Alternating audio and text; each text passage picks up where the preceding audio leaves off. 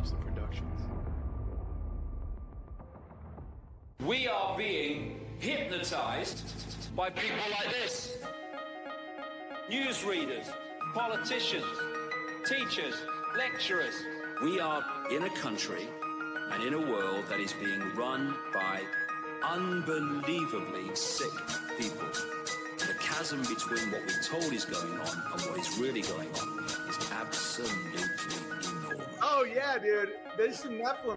It's like we all know what's going down, but no one's saying shit. What happened to the home of the brave? These motherfuckers, they controlling us now, and no one's talking about how they made us finally slaves. And everybody's just walking around, head in the clouds, and won't awaken to a dead in the grave. But then it's too late, we need to be ready to raise up. Welcome to the end of days. Everybody is slaves, only some are aware that the government releasing poison in the Welcome back, ladies and gentlemen, to another episode of Nephilim Death Squad. I am David Lee Corbo, a.k.a. The Raven. That is Top Lobster, the father of disinformation. We were just arguing backstage on if we should bring back the Nephilim. Yeah. I mean, you say it's on your shirt. People don't, it literally says it on my shirt. People don't like that we bleeped it out. And I'm not going to lie. I agree with the people. I'm a man of the people. The people that have money and support us over on patreon.com/Nephilim Death Squad, where you can sign up and enjoy the entirety of this episode when we go behind the paywall, the 30-minute mark. You could also enjoy the backlog of content. You can get early access to Bohemian Grove tickets when they drop. Ooh, when they Bohemian. drop. So illustrious. If and when. If and when. Definitely will, though. And also, if you go to collections, you can get a little discount code off of merchandise from toplobster.com. Let's go do something a little different today. Okay. Oh, look at that. That's your latest episode. Oh, your mother gave me Pokemon cards after she listened to that episode yesterday. Really? Yeah, I was driving after we finished, and she goes, "Hey, I didn't know you were into these stupid things. Here you go." And she she came over and she gave me some, which I was very appreciative. Your father also gave me a book. Spice Boys. Whoa, we haven't done that in a while. Let's highlight the Spice Boys. Tony Merkel had a guy who was doing Spice on his show, and he didn't even know what that meant. Womp womp womp. We got a shirt about it, and it's old. About it. Why don't you wear a shirt about it? Guys, get the Spice Boys shirt. Bring back the Spice Boys. Introducing today's guest. We are joined once again by BlaqLabs Rob. Rob, thank you for joining us. Let the people know It's been before 4 we minutes, begin. Rob. 4 minutes that we kept you there. We did. It was a long time. A long intro and a long Did you enjoy plugging. it? Did you enjoy the news network? Yeah, what did you think about that? Yeah, that's pretty cool. I like that little flair there. That was good. It's like, I don't know what that was. It's like, but I don't know yes. what the hell that schizophrenic fever dream was. Rob, before we get into the conversation, let's talk about where can people find you? Where can, because you did you get kicked off of Twitter, or was that a voluntary decision? No, that was a voluntary decision because I found myself on Twitter way too damn much. It is my crack. It is my kryptonite. That's why this is green, like a big green weenie. Ooh. Like the green dildos I used to make. Oh God, did I say that? I shouldn't let anybody know about that. That's not. Rob. That's That's in the past though. All the and you know, God forgives all things. So where can we find you now? I'll be back on BlaqLabs on Twitter. Probably in the next 2 weeks, as soon as I get this drift car done and this drag car done and this other engine that I'm doing development for done. So you all just have to wait with bated breath and be ready to squeal like girls when I come back on there. Well, very exciting. I guess we should give them something then to pique their interest. I know there was a couple of things that we talked about before the show started. But if you don't mind, I'd like to, if you could tell us about what happened. You and I got into a conversation on X, and it was about, these potential deep underground military bases with these cryptids in it. That's how it started. That's how I started tweeting about it. And you said that you were in a place called the Garden of the Gods, and that you and your wife were beset upon by His wife. Were beset upon by military personnel. And I said, no way is he talking about the same Garden of Gods, because there are two, and one of them is infinitely more popular, and that's the one in Colorado. So I said, I'm not going to jump any conclusions here. He's probably just talking about the one in Colorado, not the one that, for the audience listening, those of you who may remember, I started to schizo speculate as to what goes on there because it's close to Indiana. And there's a strange happening in Indiana, southern Indiana in particular. It is close to the Appalachian mountain cave system that stretches from the Appalachians westward towards Indiana and Illinois. And I said, certainly couldn't be that same Garden of the Gods that sits above that cave system. And lo and behold, it was. So tell us a little bit about what the heck happened to you guys out there. Okay, so I had a professor, and him and I were talking about the stuff that goes on in the X-Files because it was popular in '97, because that's when this all went down. And I was talking to him about the fact that there's so many Egyptian references to everything in Southern Illinois. And because even the dog, so I went to Southern Illinois University, and its mascot is the Saluki dog, which is traditionally a Egyptian dog. Okay. It was used supposedly to protect the temples. Okay. So long story short, get to talking to him, and he says, there are rumors that there are huge sarcophagi, or I guess sarcophagus, whichever, I don't know how to do the plural of that. English is my third language. So, so he says they're about they're supposedly anywhere from 12 to 18 feet tall in this cave out there in Garden of the Gods. So I What was is like, the what's 12 to 18 feet tall? This is the dog you're talking about here? Sorry. yes. Yeah, it looks exactly like the one that we had in school. Yeah, exactly like that. They had a bunch of them. So are you saying that there was a 12 to 18 foot tall sarcophagus? Not that I am not saying that I saw that. Okay. What I am saying is that the locals have talked about it for over 100 years. And he said that it's pretty likely that there is something there, because he had said that there are some areas in and around Garden of the Gods and different cave entrances and that where you will be escorted off the premises if you're in the wrong place.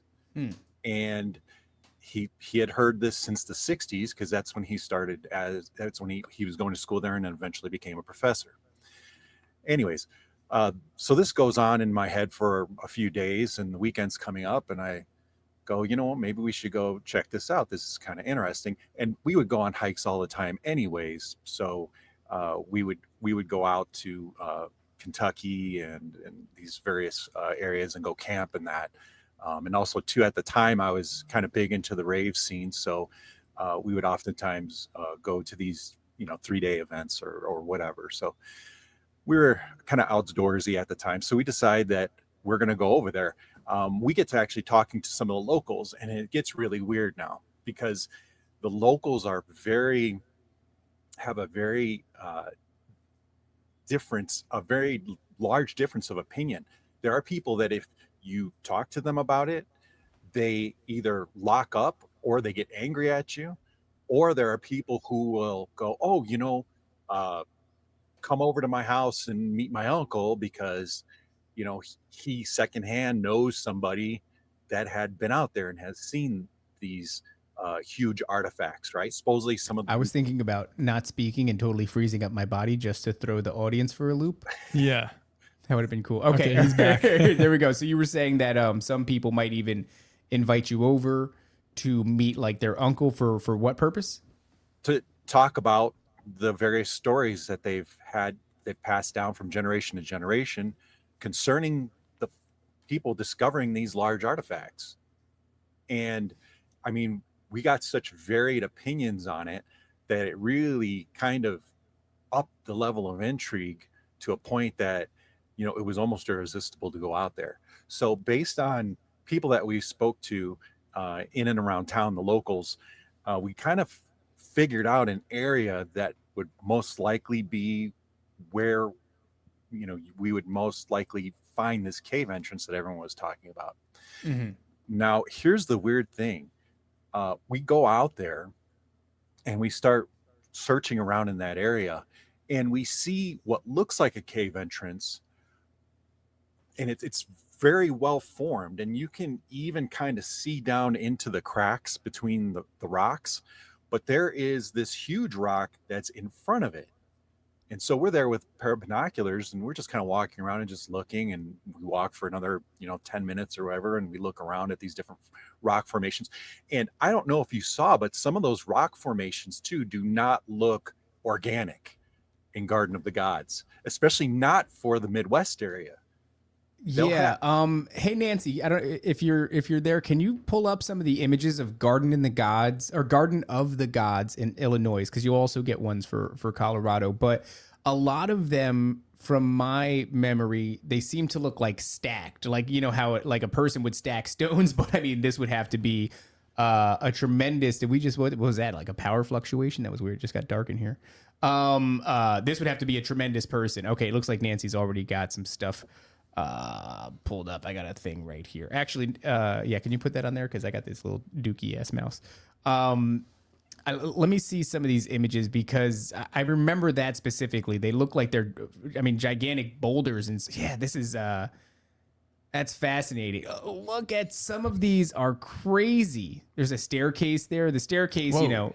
I guess you could have a traditional explanation as how that came to be, but a lot of these look like, how you see people in like rivers and they'll stack stones. Yeah, they'll like put them together. Yeah, kinda, which by the way, people get pissed off. Like, you're not supposed to do that. I don't know what the hell. I mean, if you could stack a stone, dude, go for Why it. are you not supposed to do that? I don't know. It disrupts the natural flow of stones. It has I don't know. People get pissed off, It has a spiritual aspect to it. Supposedly, it's like bad luck or something if you do that near water. So that's interesting. Yeah. So what's fascinating about the idea of Garden of the Gods to me is, just to give you an idea, Rob, of how this place came to pique my interest. We get a lot of strange stories coming out of southern Indiana. A lot of visions and dreams, being in underground caverns, being recruited, or at least petitioned to be recruited by some entity. And these people that have had these dreams and visions, they're actually unrelated to one another. They don't know each other or anything. In some cases they do, but eventually it's like you're dealing with a lot of people that are disconnected, don't know each other. The only great connective tissue they have is living in southern Indiana and having these bizarre visions. So given that it happens in an underground corridor, you're going to look to see if there's cave systems there. Turns out in the Appalachian Mountains, the biggest cave system in North America, it does deviate from the Appalachians, and it stretches west right through southern Indiana and into Illinois. And then I sometimes you hear of a town or a road, let's say, and it'll be called like the Crone's Finger. And then you find out that the reason it's called the Crone's Finger is because like 200 years ago, people were talking about there's a witch that lives on that road. So sometimes places have a weird name, and it's because historically something strange happened there. So I'm looking now for places with a weird name. None are more stranger to me than Garden of the Gods, because it sounds like an inversion. You have the Garden of God, right? Like the Garden of Eden. And then you have the Garden of the Gods, which to me is like the fallen are emulating, what goes on in the heavenly realms when they're cast down, something like that, to that effect. So I'm like, okay, the last straw for me, I go, let's look up cryptid sightings in this area. Does it happen at all? You get everything. Bigfoot, gnomes, Dogman, and tons more all take place in the Garden of the Gods. So this is how this place first gets on my radar. And just to your point, Rob, if you look at this place, like, it is a bizarre, unique, it's beautiful, but it also does not seem organic. No, not at all. And that's the beauty of it, and the fascination is that it definitely looks like some giants, gods went over there and just started stacking stuff up. Like maybe it was a giant facility of some sort, or a giant temple at one point.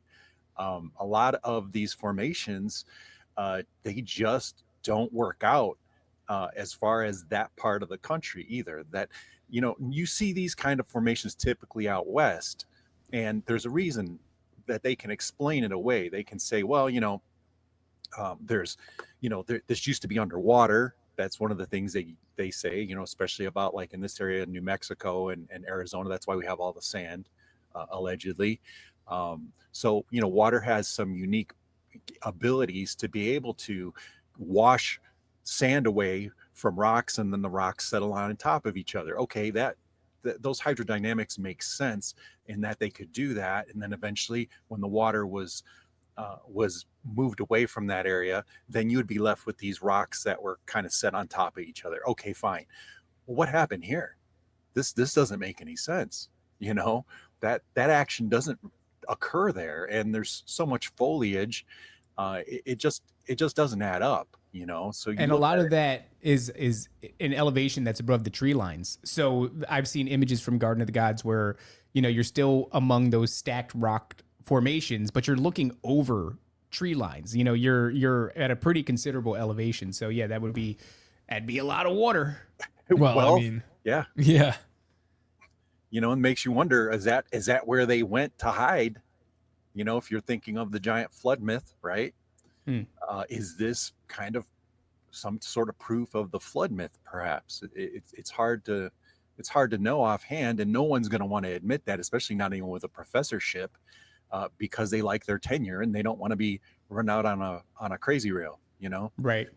So, but they were willing to talk to me about it. So it's interesting.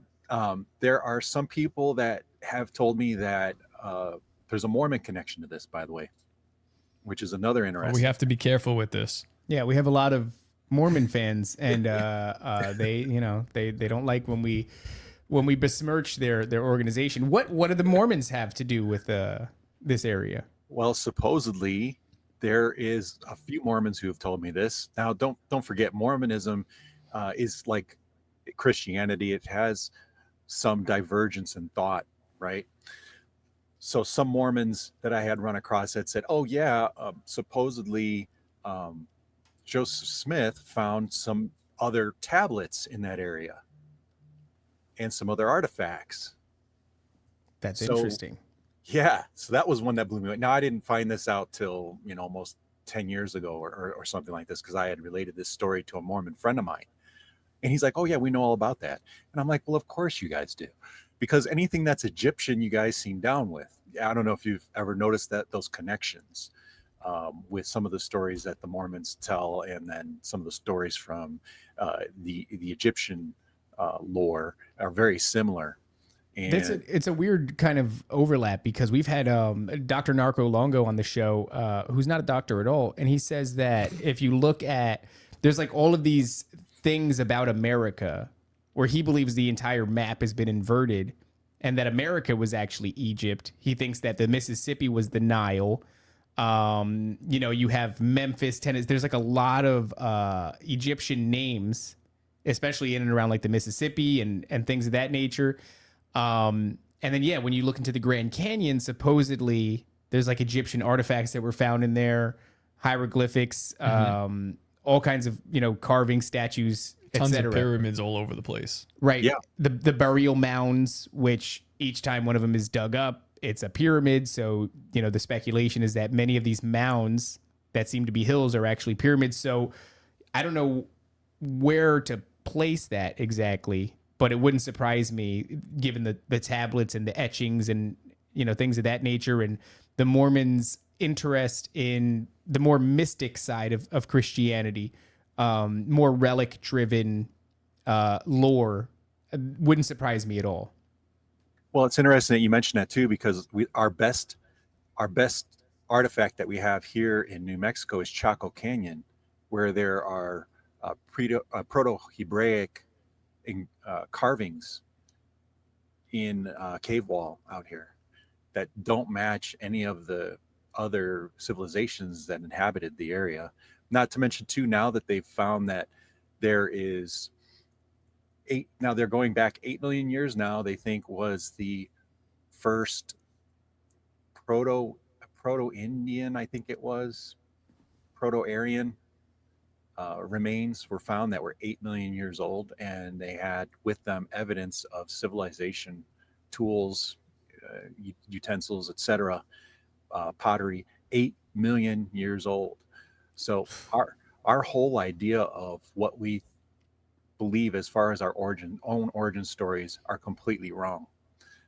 Not to mention too, if you've ever seen, and I've talked about it before, because oddly enough, I want my reparations because I'm part of that genetic lineage from Siberia. So I'm like, hey, they found Siberian DNA that predates any remains that they found that were Native American here in North America.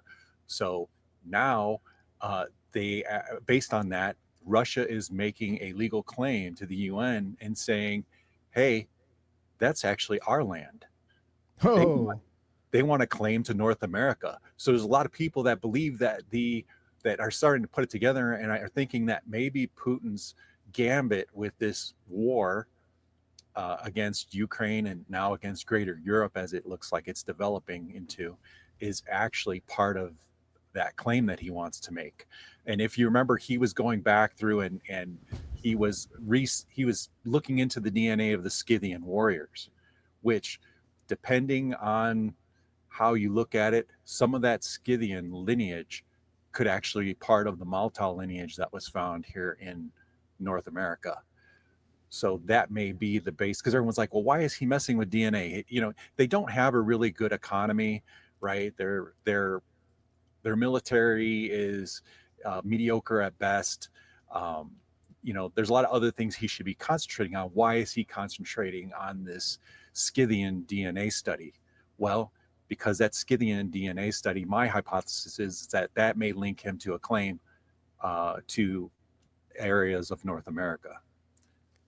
one of the things Narco Longo said was that they found burial mounds that were, done in a style that only the Vikings were known for having done. And what's famous in the Tampa area of Florida are these stones that have these tremendous holes bore through them. And I believe there's a terminology called like waterways, which is just, over time, water will find its way through a stone. If there's a continual drip or stream running, it'll eventually work its way. But they're not very distinct in the way that they appear. These boreholes, they are typically perfectly symmetrical, and they're centered on the stone. And this would have been a type of anchor that the Vikings were also famous for using. And you will find those stones all over the Tampa area. I've seen them myself out and about with my wife. There's even a parking lot in Tampa that just has one like kind of situated at the mouth of the parking lot. There are lawns with them on there. They're embedded in the ground. They're kind of a novelty. Homeowners will keep them there. I know in my area, there was one that was between the lawn and the curb. So right there on that strip of grass, there's a lot of signs. One in particular was this, we spoke about it recently, and somebody in the chat called out what the name of it was. I forget what it was, but there is a stone outside of a restaurant in Newport Richey, Florida, which is in the Tampa Bay area. A drogue stone? I forget what the heck it's called. I think they used it for a number of things, including sacrifices, and there was a face carved into it. The whole thing becomes really hard to understand, too, because you're saying that one of these things dates back to 8 million years ago. I don't know if you're familiar with Ed Mabry, who's a repeating guest on the show. And when he first came on our show, one of the things that he determined that was really fascinating, we asked him to come on and speak about it, was this idea that the speed of light is slowing down, that it is not a constant. And so there's this idea that the speed of light was much faster, thousands of years ago. But one of the things he talked about, because that has a lot of effects, is the effect that it would have on carbon dating. And because it was so much faster back then, that it would make things look like they were incredibly old. It's kind of hard. This is beyond my grasp. Do you remember what I'm talking about? I think it's because like the constitution of things would have been, I guess, more firm, for lack of better words, back then, because of how the closeness of the main source of light would have made the atoms speed around the neutrons. So that would make like desks and tables and people more dense and built with a stronger constitution. So when you look back at it, I guess the degradation of these things, I don't really know how they do the carbon dating nowadays, but I'm sure that if like if this metal object was denser back then, we couldn't correctly measure its date according to how much it's deteriorated because we really don't have a starting point on it. Yeah, and that's it kind of was- what he was saying. Man, that's something we haven't talked about with him in a long time, and I wonder if he's made any ground on that. We should discuss it with him. But I do remember that it would impact things so that effectively today you would take a carbon sample, it would make something seem incredibly old, but that would be totally skewed. So I wonder what the date on it actually would be if that's the case. But yeah, there's a lot of evidence that shows the people who were settled in the Americas. I saw somebody in the chat saying pre-flood civilization, were much more diverse than just the Native Americans that were alleged to be here when, whoever Europeans arrived. The story that we get is just bullshit. It's also, well, to go back to the Garden of the Gods thing, we've had on Sean Griffin of Kingdom in Context recently, and he's been bringing about this idea of the Vimanas, and not just that, but the idea of an entire floating city, the city of the gods, which you'll find in all different mythologies. You'll even see it in the Avengers movies most recently, and other popular culture movies as well. It's like this is where entities like Ra, Satan, the pantheon will go up into their castles in the sky, and they reside there. And people were pretty comfortable saying like, yeah, that's their home. So the garden, would that imply that they were like their edifice was there in this area? But when they come down, like, this is my garden. Like, my garden's over there, but my house is on this hill, like here, I don't know, man. It's just a weird thing that we get, especially for America. But yeah, that whole thing, I know it's in all that popular culture that he was showing us. There's like a really popular anime with the City in the Sky. Kingdom Hearts does a City in the Sky. Avengers did a City in the Sky. And the way he was saying was the language surrounding Mount Olympus, if you look back at it historically through what we regard as mythology, but they don't regard it as mythology. Even modern day Greeks are like, that's not mythology, dog. And if you look at that, it's much more described as like some giant suspended city in the clouds. So I don't know what to make of it, but yeah, to Top's point, it seems that the Vedics, ancient India, they had something that would be akin to a flying city. Exactly. And here's another interesting connection that I never made until just right now.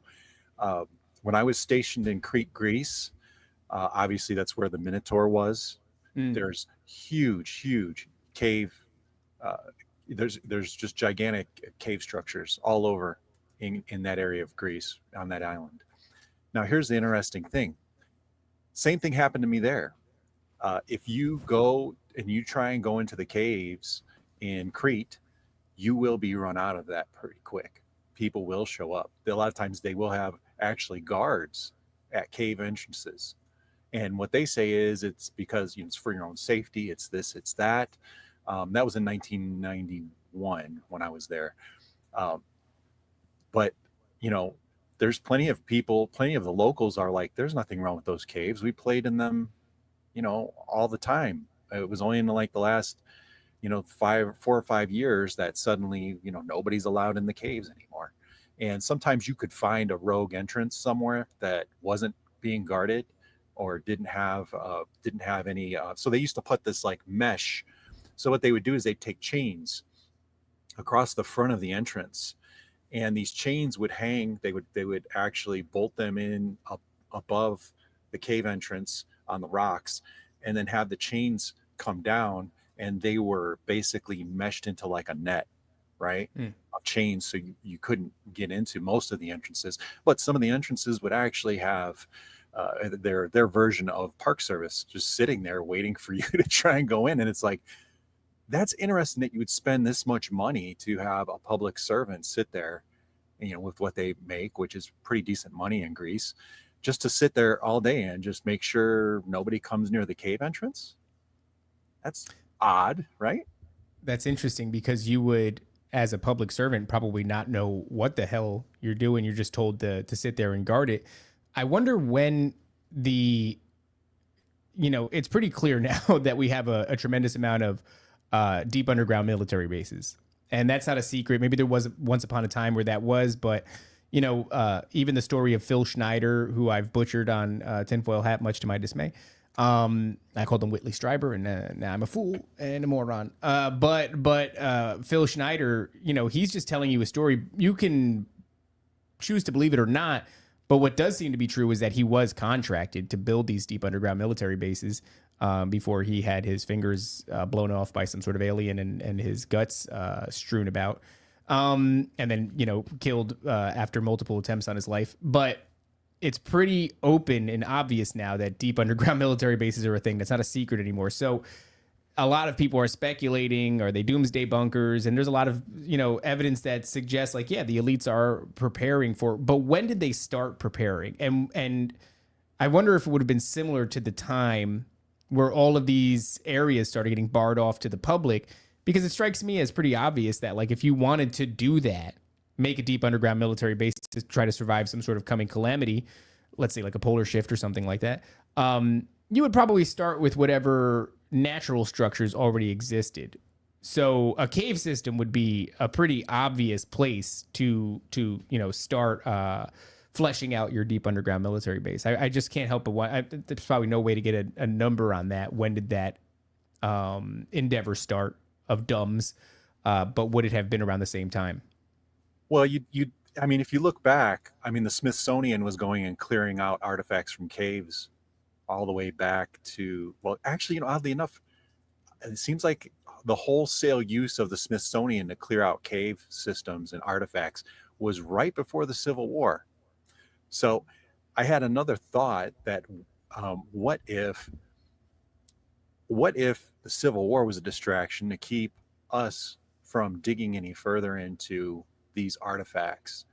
Because right about that time is when you had people going to Egypt, you had a lot of people here finding giants, right, and evidence of giants all throughout North America, either accidentally or intentionally in some cases, because they think that a lot of the artifacts were taken by the Smithsonian, but just an equal or maybe even more were actually sold on the black market to, you know, royalty and robber barons of the era, right, for their personal collections.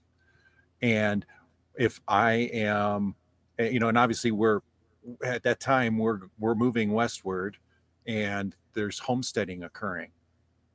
Well, then you have interesting things that happen. Like, I don't know if you've ever heard of the Maxwell land grant. It's basically where Maxwell tricked the federal government into giving him a huge plot of land out here near Cimarron, New Mexico. So he's got this gigantic plot of land, and this ties into the Lincoln County Wars. So next thing you start thinking is, okay, so Maxwell gets this huge plot of land, and suddenly he's evacuating all the people, all the settlers that were paying him and working for him to get their plot of land. Suddenly he decides he needs to get them all off of the land. And there's never been a good explanation as to why that happened, which, by the way, my great-grandmother and her family were run off their plot in near Cimarron. So I have some familial relationship to this situation, which is why I started. We're saying paid like for their plot of land, or actually run off entirely? No, some of them had already had title and deed and were told they needed to leave. And it's strange because only just this last year have they allowed the lawsuits for the loss of the land to be brought against the federal government. It took almost 100 years. Over 100. By this point, it doesn't even matter. I mean, I'm sure it's you know, some sort of solace to you know, the family members and everything. But whatever they were hoping to do with that land, they were like, let's just take it. We'll deal with the legal ramifications. Later. Yeah, apologize later. We'll pay them, but whatever is there is of some urgency. So the conflict didn't make any sense from that standpoint.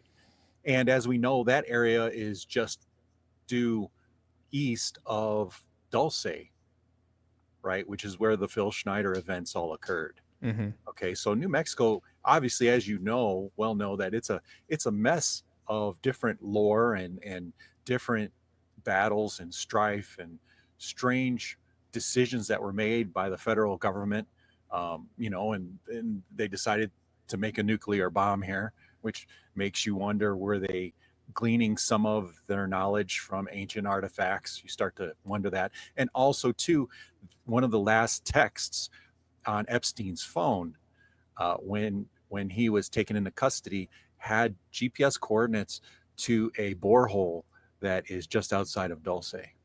I've been meaning to go out there, and I have not done it yet, but I know exactly where it is.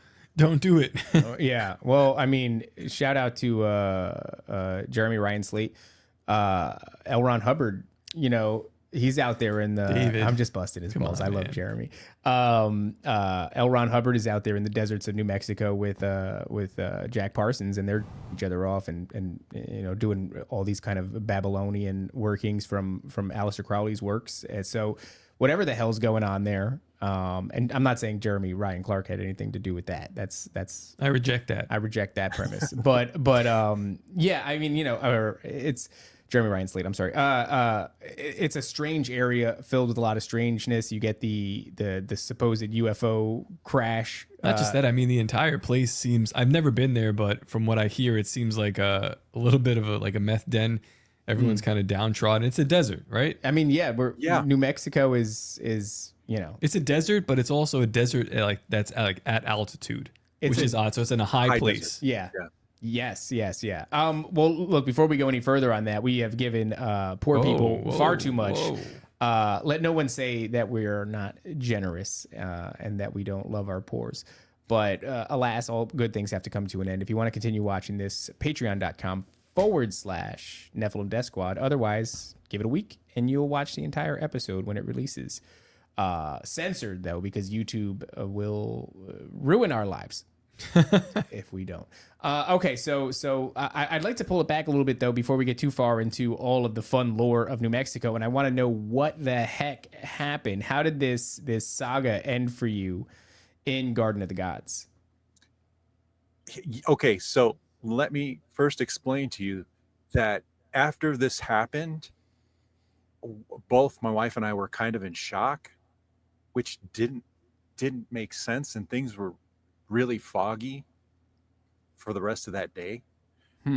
And it was weird because normally I would have pushed back at least, because why are people in now? I can't say that they're military.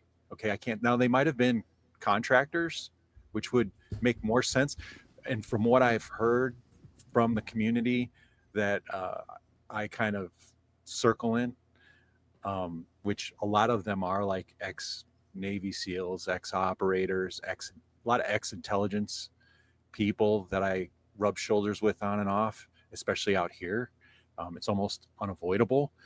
A lot of them that I spoke to said that none of those dumbs, as we would like to call them, are administered by the military at all. They're all done by contractors. Mm-hmm. And the reason is compartmentalization. They don't want some doofus like Reality Winner or not Edward Snowden was a contractor. He was in the military and then went to the NSA or whatever. Or Bradley Manning, going on some message board and saying, hey, there's an underground do over here. Everybody, let's go ahead and Rob, flash just mob it. Right? We don't dead name on the show, so Yeah, please. What is it, Chelsea? Oh, I'm sorry. That is a lady, a beautiful lady. Isn't it also true that once you're dealing with companies that you're contracting to, they're a lot more, how do I put this? Lenient? Not Flexible. lenient. Well, I mean, these are all things that are true, Yeah. but they're also more adept than government workers. True. You know Yeah, what they I mean? get paid So- more, so they have more incentive, generally speaking, and they can be disappeared, and it doesn't, again, it doesn't hit the roster, right? Like if a soldier disappears, crap, we got it. We have mandatory investigations we need to follow. We need to follow these rules and go down the line. But you can always disavow some dipshit, you know? Yeah. You can just go, if you're I don't know what happened to him. Maybe he overdosed and didn't have enough Narcan, or, because let's be honest, and unfortunately, a lot of people don't want to say this, but I'll go ahead and say it and not make friends. A lot of the guys on the operator side, they do end up with a lot of injuries in which they'll succumb to the use of fentanyl. Why? Because to get an oxy at the VA, you're going to be there all damn day and you probably won't get it. Okay. But I can go a block to this dude laying on the street and I guarantee you he'll have a couple of Fenties for me, Right. And they'll be $1, rather than $50 if I go get them at the pharmacy. So, Yeah. It's supply and demand. It's a simple market forces. So a lot of them are on that stuff. So it's very easy for a contractor, if a guy gets out of line, to go, oh, look, he overdosed. Oh, look, he did a Bradley Knoll, from Sublime. If you guys, that's the reference. I know I'm old. Okay, come on. No, I know Bradley. Sublime rocks, dude. Yeah. We're old too, I guess. Yeah, I guess so. Okay. Damn, we're gonna be pushing 40. You before me though. Wow. They also do say like a lot of the times when it Ouch, comes, David. I'm just saying it's a true fact. If Okay, the but- truth hurts, He's just sticking you over there. I'm just saying if it hurts. No, we've been fighting before. You He's need to been do some. He came into the I studio didn't- very angry. No, you come into the It's wild. studio every angry. You're angry every day. Everybody sees your Twitter feed. You're not fooling anybody. He just hasn't had his coffee today. I have Do we had need a an lot of intervention coffee. here? Do we need an No, intervention? everything is fine. All right, I'm not touching. He's touching I'm his not- gun. I was just correcting it. I didn't like the angle of my gun. But when it comes to these representatives from private companies that are contracted, it's every once in a while you just get one of these where it goes, the owner of insert private company has gone crazy. They've gone crazy. They've lost their mind. They were in the streets. They were doing X, Y, and Z. This dude who's a millionaire or a billionaire in this privately owned company is in his underwear in the streets acting a fool. You know what I mean? So it's like, they just go, every once in a while, they go crazy. And you go, whoopsie, don't know what that was about. Anyway, moving on. And there's not all this litigation that has to be gone through because of the title of military personnel. Yeah, exactly that. And they did it to Vannevar Bush. So threw him in a mental institution. And they tried to do it to me, which is why I have 100% VA disability. So, because I was pointing out things that I was noticing. Not allowed to do that. You're not allowed to do that. See, No. what I find is that you can notice as much as you would like, as long as you preface that, or rather end it with, but I'm, and they Or go, it- okay. Or it's in fine. Minecraft. I saw this in Minecraft. Yeah, right? yeah. That's the new one, right? Yeah, I did this. I'm gonna kill you in Minecraft, or I'm gonna kill you. I'm coming to your house where you live. So yeah. I mean, there's a lot of it's a lot easier, I would imagine, to clean up that mess than it is to clean up one that takes place within the military. But even within the military, they just kind of go like training exercise. Dude. Training exercise. So they'll get it done however they can, but I'm sure one involves a lot more paperwork than the other. I've got a broken neck from training exercise, but I'm not even There you going to go. get into that. You know what I mean? Well, That's now, he was doing a lot of noticing during the training exercise. And Yes. they put my cousin into like a solitary confinement just for, I mean, he's a disagreeable guy, but not drove him crazy In your family? Yep. in my A family. disagreeable guy? Well, I mean, he's kind of in my family, right. but this guy, but yeah, no, they put him in solitary, kind of drove him crazy, and now he's on all kinds of medication. Actually, I don't know if you're like an old Tower Gang fan. We had a segment called Yay or Cray. You remember that? No, I remember. I don't remember. Oh, well, yeah, so Yay or Cray was at the time when Kanye was going crazy, and so was my cousin. So we would read my cousin's Facebook posts and Kanye's tweets, and we say which is which, and That's you couldn't so really funny. tell. Yeah, but that's how he got there. That's a It's- great game. Yeah, I mean they just didn't care though. They put him away for like months, and nobody knew where he was at. It was Yeah, crazy. you just get lost in that system. So that's called kettling in the military intelligence vernacular. That's called kettling. Okay. So they'll toss somebody in jail on some bullshit, complete bullshit. The more bullshittier, the better, because you want the person to experience that break where they question themselves. So it could be for anything. They'll literally make stuff up and just snatch somebody up with the MPs and off to the mental institution. And that is a time-honored tradition. And it's funny too, because most of the people that you see going crazy usually will have like top secret clearances, like the highest clearances you can get. And you're like, wait, how is this person going crazy when you did all this background check? Why wouldn't you have come across that at some point or another? Or did you make him crazy? That's probably more likely what you did. You kettled him, you know. And they'll start doing that. They'll section you off. They'll put you on extra duty all the time. It'll begin slowly, right? And they'll start ramping up the pressure. So that's why whenever they say anyone in the military went crazy, I always go, did he really go crazy, or did you put him on the bus and send him there? You know what I mean? Like, yeah, I guess that's the point, right? So he's definitely crazy, but did he go there, or did you Right. send him there? And to be honest, now thinking about like the sequence of events, even the personal events in his life were really extreme and kind of like not according to like not what he would do. I've known from a kid, but maybe I need to rethink that. That's we can do bizarre. another show on that. I can go all day long on that one, because at the Language Institute, it is, as a matter of fact, it is a running joke. They call it Hotel California. Back in the 80s, they used to call the Language Institute Hotel California, because so many people would check in, but they could never leave because they would throw them in a mental institution. I didn't know the reference before I got there. Everyone said Hotel California. I thought, oh, so it's a cool place. And then I found out the reference, and I was like, oh, no one told me that's what it was about. Oh, what did I get myself into? Because that would happen. They would just lose. And, you know, Defense Language Institute, they lose a lot of people in the mental health institute there. They would, no one would find them or see them. They would just end up dead on some street in Seattle or whatever. So anyways, moving back to the dumbs, yeah, it's that bad. It was a running its own meme, you know, back in the day. So go figure. So back to the dumbs, or what we think are dumbs. It's hard to know which are really dumbs and which ones where they're just guarding artifacts of some sort. And I think it's a mixture of the two. And I think that might be what's going on at Garden of the Gods, is that they're just security forces that are put there. But here's the thing: my wife's last name actually means spirit in Korean, and her and I we have a lot of synchronicities. And I swear to God, she's psychic. Like, she probably even knows I'm on this show right now, even though I don't tell her. I don't have to tell her. That's like literally how she is. She's Nancy, what's the Korean word for spirit, Nancy? Shen. She doesn't speak Korean. Oh, okay. I thought maybe she would know off the top of her head. Don't Google it. I just thought, because she's of the, how do we want to put this? Variety. I just thought maybe she would know each other. Okay, there's a bazillion of them. I think they do all know each other.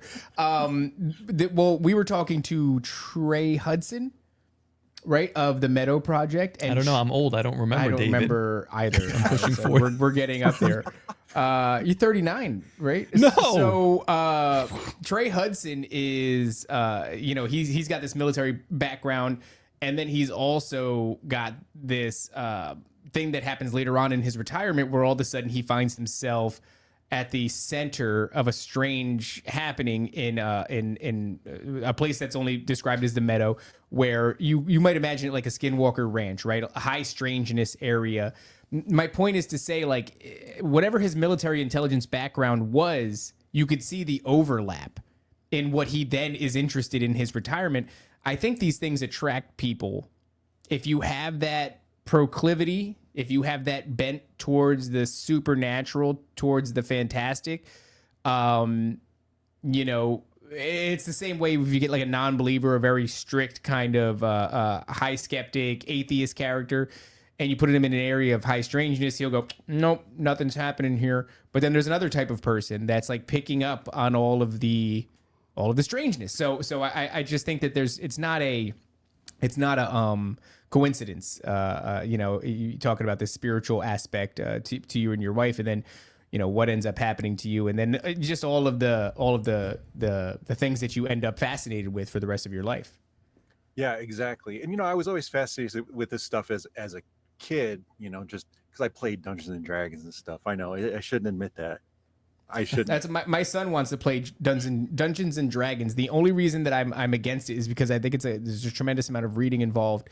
And for me, because in order to teach him, I have to learn it myself, and I simply can't be bothered. I have to do a lot of uploads and downloads. You saw yesterday with the kids, he was over with his wife, and my wife. My kids bring down this thing. They're like, let's do this. I'm like, absolutely not. There's a lot of reading. It's a whole thing. Can't I don't want to do it. Yeah, that's why with my son, I'm like, you want to punch and kick? You want to do karate? We could do that. But he's like, you want to read this? I'm like, no, dude, definitely don't want to do that. Too old. Can't actually. Can't read. So yeah, I think that there is a correlation. Like my schizophrenic interests as a very young man here in current day. I would not be into them if it wasn't for all of the strangeness of my life, my childhood, and all the weird spiritual kind of happenings. So, I think there's these topics kind of call to us for better or for worse. Absolutely. And so, with getting back to the dumbs and potentially dumbs, we don't want to make statements that we don't 100% know about. All I know is that there was people who looked like they were in military gear. So the way it happened was interesting.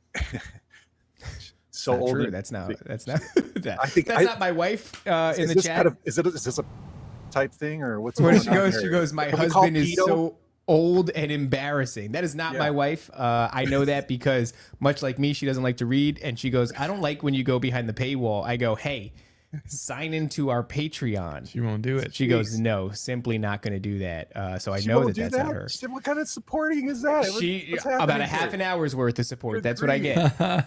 Wow, but then she doesn't Yeah. know all the crazy we talk about on the behind Oh, the trust me. paywall door.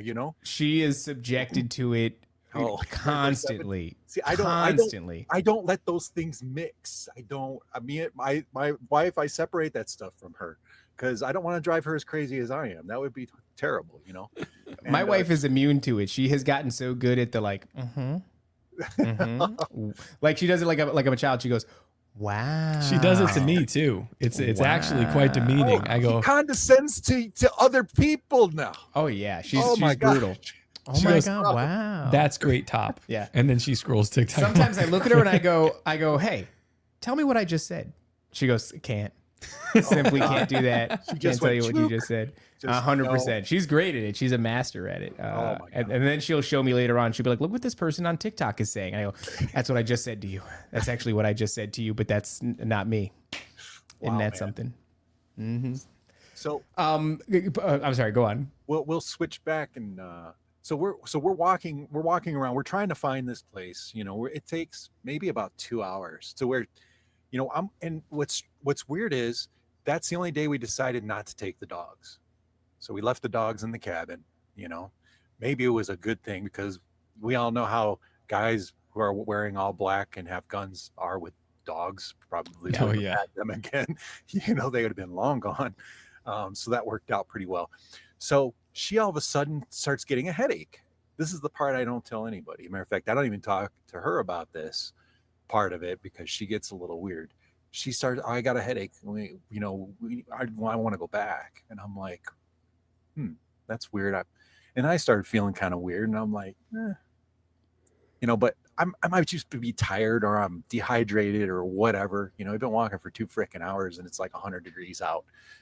That area is not is not a temperate area. It's pretty hot out there and it's very humid.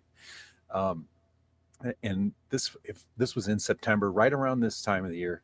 But we had one of those Indian summers where it was still all of a sudden the temperature shot up and humidity was really high. So we're sweating Jesus everywhere, And she's like, I got kind of a headache. Okay, well, let's sit down.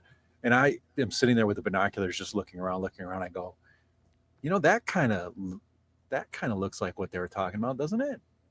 She's like, yeah, but there's a big rock in front of it. I don't think that's it. I go, well, let's go over there. Because one thing they did tell us is that I was told by some of the locals that you will notice a change, like look for things like headaches, or if you suddenly feel really fatigued or whatever, that means you're probably close. And then the other thing I thought is, well, I think there's uranium deposits over there and radium deposits. So maybe that's what that is. You know, it's hard to know. But oftentimes, oddly enough, where you find these temples is where you find gold, and where you find gold is where you find uranium and radium. Oh, I didn't know Really? that. That's interesting. Why is that? It's just the way the geological formation. Well, I think a lot of it has to do with the density. Remember, we were talking about the density and the speed of light. Mhm.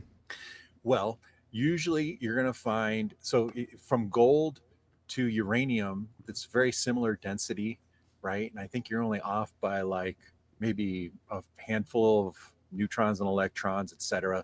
So they'll tend to co-locate. So where you find these heavier elements like this, they'll be together or nearby, near each other, right? So I was like, well, okay, let's look around. And I said, well, before we leave, let's just walk over there. And it was probably another mile actually. And the entrance is big. It's maybe 60 or 70 feet tall altogether. So I said, let's just go see. She doesn't want to go see. She's probably still mad at me to this day for me making her go over there, by the way. That's a whole nother great thing about being married. So we walk out. I drag her out there, and she's like, "Come on, no, this is bullshit. I don't want to be here. I got and her headache's getting worse and worse, to the point where I'm like, okay, let's stop again." So we stop again, and I'm like, "Gosh, am I going to go back? I may have to go. Come back here by myself or something. I don't know what to do, you know." And so she's getting this really bad migraine, and I'm thinking maybe I'll just have to carry her if she'll let me. She's got to think about people picking her up for whatever reason. But she doesn't weigh anything, so I don't know. So I was just like, I'll carry you the rest of the way if I have to. It's like we're only not even a half mile away now. No, we'll make it. So we walk the extra half mile, and we get there, and we're like walking around, and I'm trying to look in. I'm like, hey, they look like there's crevices around this, what looks like an obviously placed huge rock, and it's a single rock, right? It's one whole rock. It's not a pile of rocks. It's like one big rock, just kind of almost like leaned up against the entrance. So I get to looking, and I go all around, and I'm like climbing up, because you got to climb up a pretty good ways to get around it, because I'm trying to go around the edge and see if there's any crevice or any way that I can see what might be in there, if there may be a rogue entrance somewhere, like a borehole or something. That even if I could just throw something down there or whatever, maybe we can come back and rappel through it or something. You know, I'm thinking crazy stuff because I'm super excited that I even found this. Mm-hmm. It just looks cool. Like did you see? So if we look again at some of those formations, you see a lot of the rocks are flat. Did you notice that? On the top of them, or just like just big flat surfaces in general? They have flat surfaces on them. Mm-hmm. Well, imagine one of those rocks just leaned up against something. That's what this looks like. But it's like the biggest table-like rock that's literally like 12 feet thick, leaned up against this, what looks like. Just looking at it again, it's just it's such a bizarre looking place. Yeah. See, look at that. See those rocks like that? Well, that one see how they're flat? There's one of those just leaning in front of this entrance. It kind of reminds you of that, like the stone that is in front of Jesus's tomb. They're all like gigantic skipping stones. One of these looks like a sphinx. Did you see the one that looks like? There's a bunch of them that look like a sphinx. Oh, look at that one right there. Oh, that's weird. Yeah, I know where that one missing its nose again. They all seem to be missing their nose, huh? Yeah, who does that? Who does that? What kind of people do that? That's interesting. Yeah, and then they have these entire staircases just carved right out of the mountain like that. Yeah. And this is all Illinois. Like you know, it's just like things like this you wouldn't expect to. We've got a really weird thing in America where they've kind of convinced you that all of the things have been discovered. All this stuff is new. Well, it's like, yeah, all this stuff is new. Everything that's been discovered, you know, or there is to discover has been discovered. And yeah, I don't know. Also, by the way, this is Shawnee National Forest, right? Which is significant. It's worth mentioning because if you take into account all of the strangeness with the national forest, and I've been talking about it recently where they're flying the flag upside down in some of the national forests. And that is conventionally explained as unsafe working conditions and they are understaffed, which is like, Is it really that much of a panic? right, because flying the flag upside down is a sign of distress Right. and imminent danger, sort of a situation. Like they need help immediately, and it's my understanding that these workers have been prosecuted to whatever degree for doing that.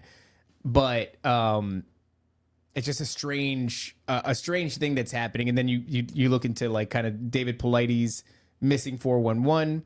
And almost unanimously, this is taking place in national forests, national parks, and the same thing with the cryptid sightings. Really, really dense amount of cryptid sightings when it comes to national forests. So people have their speculations as to what the big conspiracy is, what the big to do is with national forests. Are there portals out there? Are they working? Because whenever you have these cryptid sightings and things like that, it takes place primarily two locations: national parks, national forests, or military bases. And so, given your story and the presence of seemingly military personnel in a national forest, you go, oh, well, there's some of the boxes getting checked. Right, right.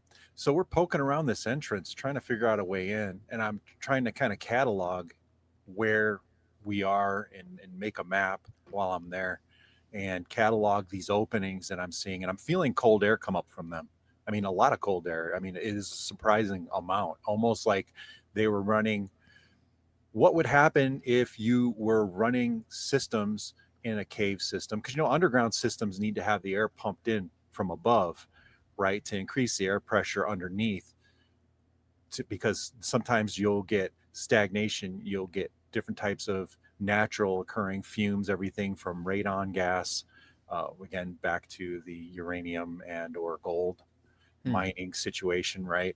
Right. You'll get things like radon gas in there. You'll get buildups of carbon dioxide, like basically pools of carbon dioxide in there. So you're running these evacuators that are pumping air from the surface down into the substructure, and you'll have at any kind of opening, you'll have air blowing out of it. Like that happens here at Sandia.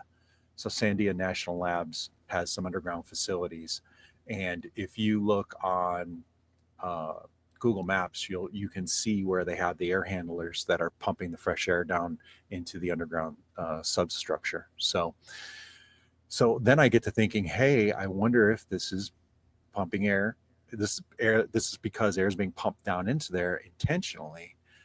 So I'm poking around through there, and right when I get to this one area, I see this one area that I'm like, oh, that might be big enough to drop in through, because I'm up on top. The side I couldn't really find anything, because a lot of the sediment had moved off to the side from just normal action of rain and that, and had kind of piled up right around that the edge of where the rock and the mouth meet. There's rocks piling up from natural erosion. So I was like, oh, it looks like there's something there. And I go to walk over there, and it's kind of hard to get to because there's like another rock and there's some rough terrain to get over there. And my wife is like, let's go. You know, I'm tired of being here. This is bullshit. My headache's getting really bad. And it's funny too, because right when I identified that, I literally looked at it and she says, let's go. And I was like, oh, really? I'm like, that's almost like, to me, knowing her as long as I have at that point, I was like, that's almost like an indicator that I'm onto something. Yeah. Because if she says no, or if she reacts, you know, in some kind of bombastic way, typically it means that something is about to happen. Okay. So she's kind of like my canary in a coal mine spiritually when it comes to that sort of thing. So I go, okay, that's probably it. But I was like, okay, I'm not going to go over there. So I get down from there because she didn't want to come up any further with me. So she went back down.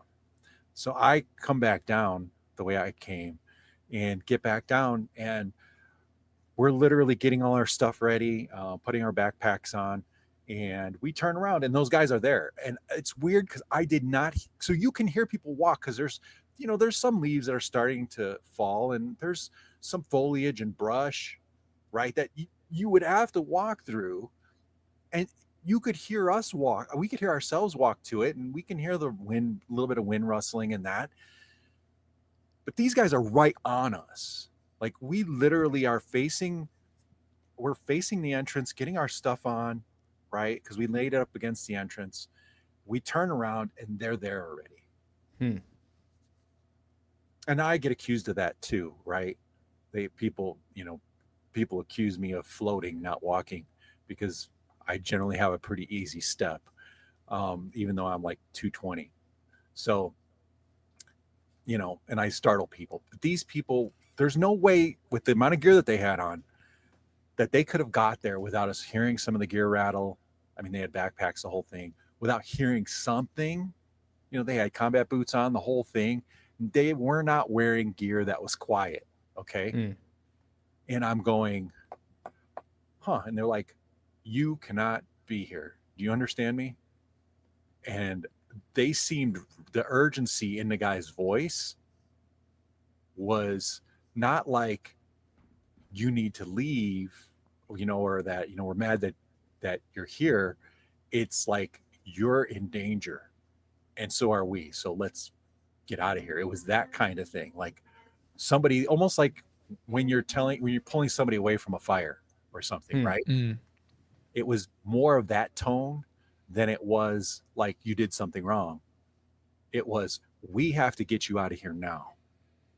Like they were interesting too, because you were hiked out there a bit, right? I mean, like, I know you said your wife had a headache, and so it's not like you're going like tremendously far, but you're not like easily accessible from the road. Like you got to hoof it a bit to get to where you are.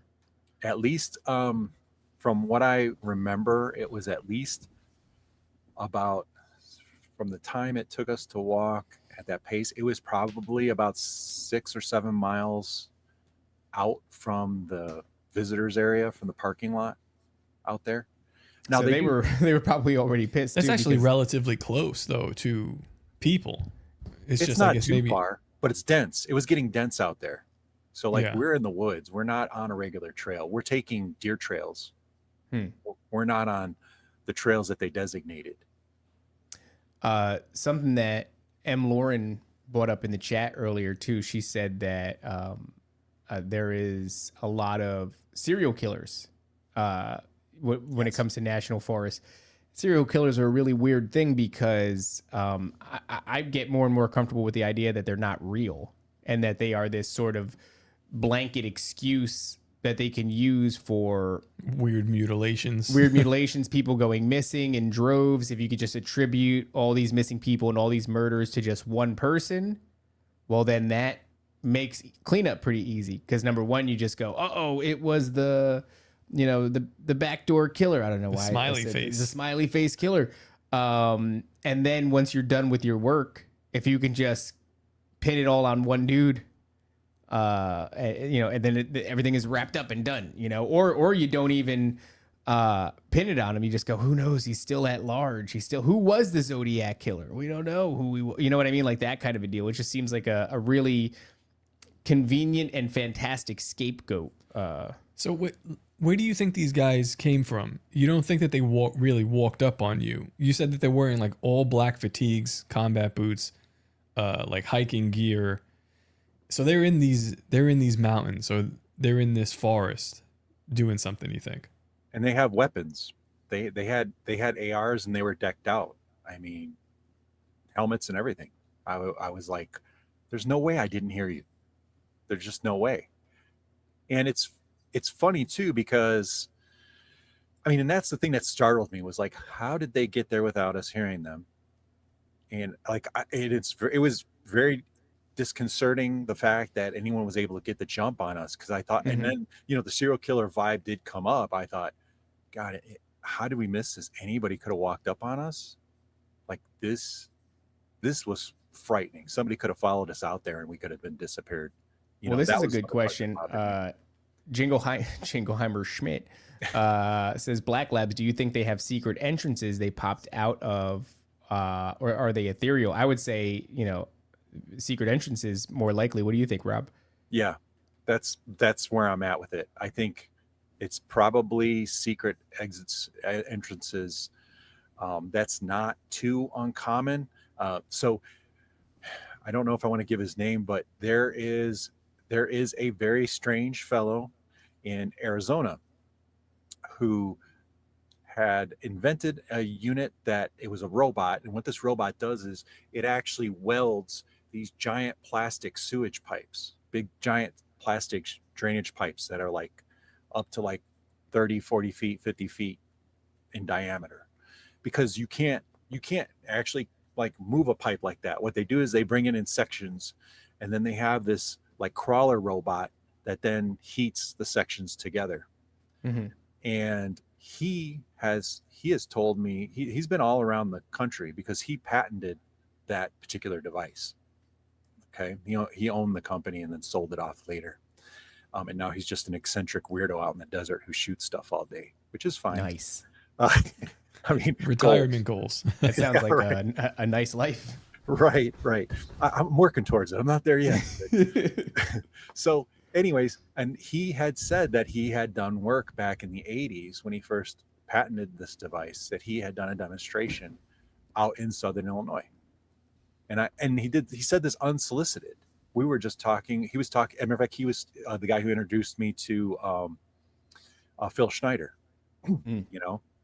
and he was talking about it because he listened to Art Bell, and he got me into Art Bell again because I had been into it for a little while in like the late 90s, like 98, 99, actually after this incident occurred, and got talking to him about it. And he had been all around the world putting these huge drain pipes in, and he showed me the documentation that he had for just one site at one point, and it was literally like 4 inches thick. He's like, I had to sign every page here before I could go on the site and demonstrate this robot. Did he talk about what the nature of the things he was signing were? It was just all disclosures, multiple companies. This was another interesting thing. So when he would be in these underground facilities, this paperwork wasn't for one company. So one site, he would have to sign 15, 20 documents for just one company. And there would be 10 companies involved in the operation. Everything from Halliburton to General Dynamics to SAIC to Northrop Grumman to EG&G, which I don't know if they're even around anymore. EG&G, Aerojet,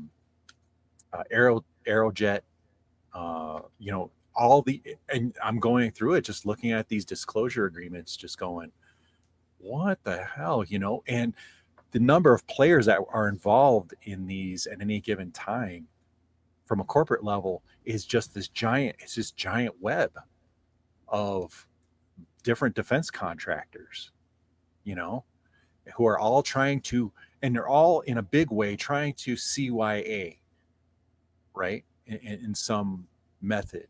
Now, why is that so important? It's just a damn hole in the ground. Or is it? Right? So when you look at all the paperwork that he had, you start asking questions like, why is this necessary? Okay, I get that you guys say it's necessary, but why? Why is all this secrecy and all of these disclosures necessary? And what is under there that you might see that would compel them to have so much signed disclosure agreements? Yeah, it's not an easy task writing up all that, especially back in the day. AI will draft it for you rather quickly now, but to pay a lawyer to draft up all those, NDAs and everything, a huge pain in the ass. Shout out to Z-Man in the chat. It's a joke, but it's relevant. He goes, did any of the agreements keep him from using the name Jesus? And there is this famous video I think Z-Man is referencing, where an individual who delivers to that's one of them, but this guy that delivers to deep underground military bases, just like regular supplies. Is that Raven Rock or something like that? I'm not sure, to be honest. I know he was like whatever his load was. I think he was even privy to his load, and it was like just run of the mill crap. Yeah, like that. They still need soda. The giants in the underground labs, but they told him that he couldn't say Jesus. That was one of the things that he had to agree to down there. And then there's other things that he thought he saw. he thought he saw a giant. You know, he saw a man that was impossibly tall. It didn't make sense to him that he saw this character walking down a corridor. But he did say, and this is just, you know, just a truck driver. He's just like, yeah, I don't know. They said I couldn't say Jesus in this place, which I thought was strange, but whatever you want. Well, it's interesting that you bring that up. Have you guys looked into the SCP Chronicles?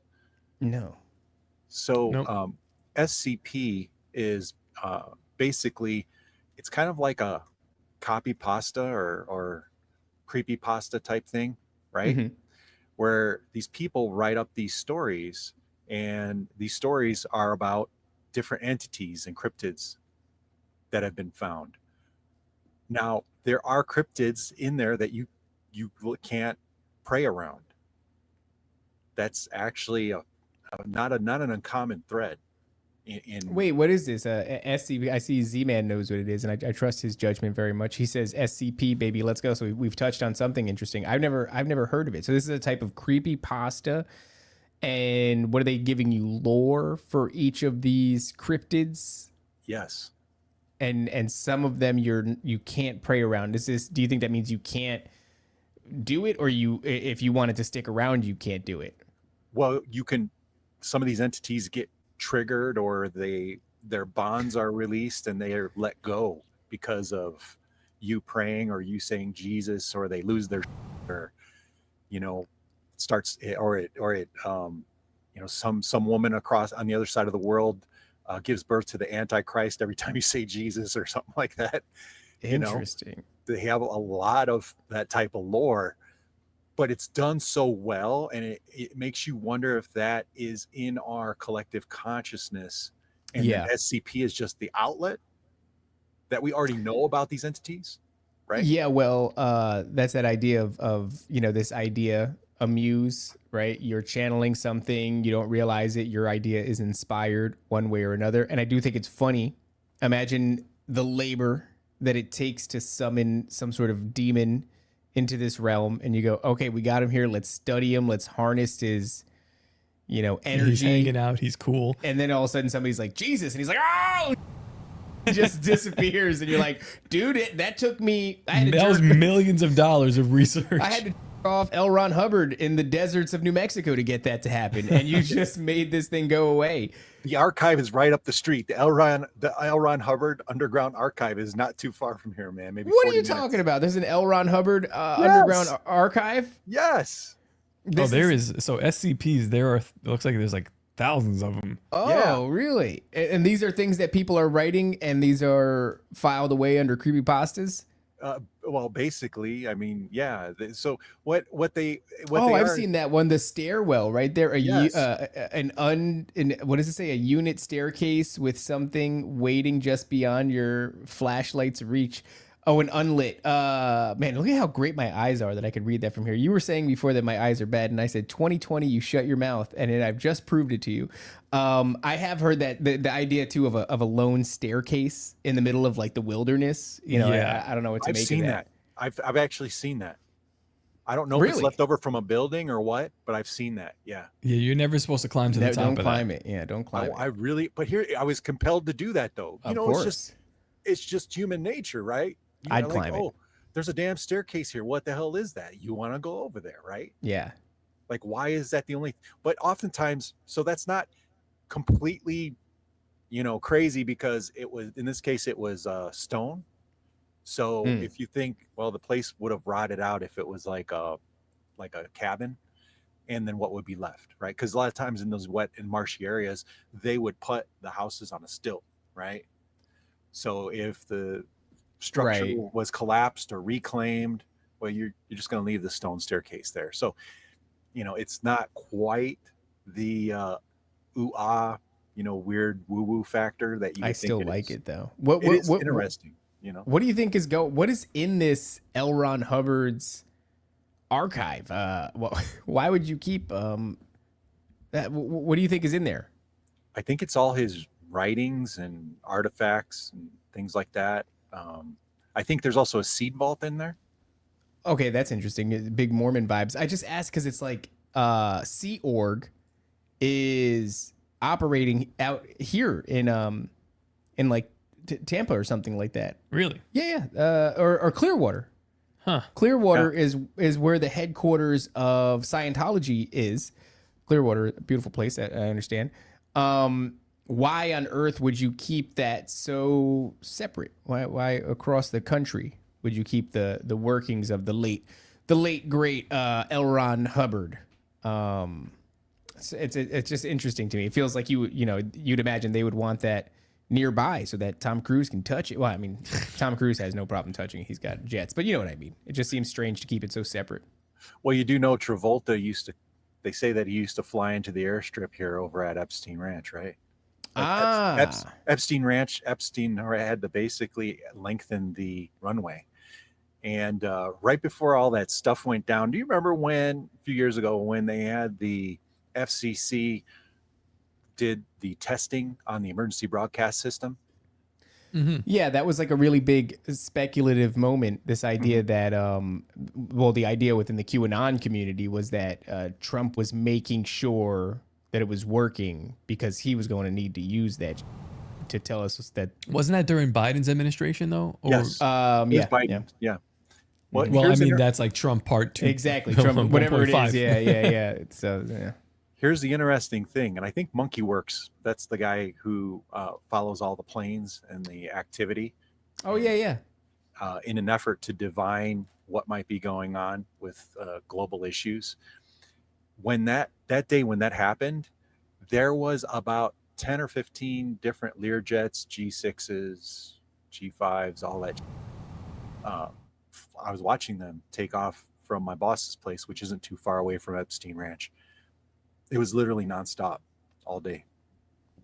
Yeah, and that was kind of what the speculation was with the emergency alert system, was that they were basically going to be using it to tell you, hey, these kids, that we're freeing them. Well, yeah.